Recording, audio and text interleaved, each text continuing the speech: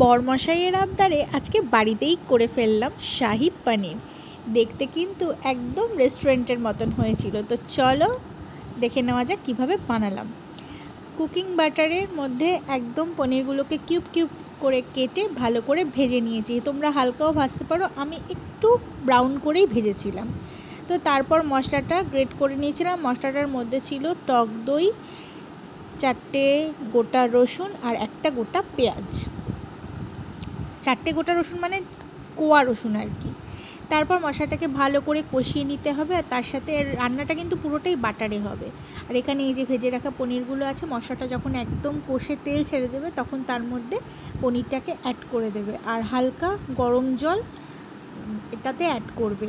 তো 10 মিনিটের মধ্যে কিন্তু রেডি হয়ে যাবে তোমাদের শাহি পনির। আর নামানোর আগে কিন্তু কসুরি মেথি দিতে একদম ভুলো না। তো অবশ্যই রান্নাটা করে আমাকে কমেন্টসে জানিও। আর দেখতে দেখো একদম দোকানের মতনই হয়েছে। কি পছন্দ হয়েছে? তো চটপট কমেন্টে জানিয়ে দাও কেমন লাগলো রেসিপিটা তোমাদের। টাটা।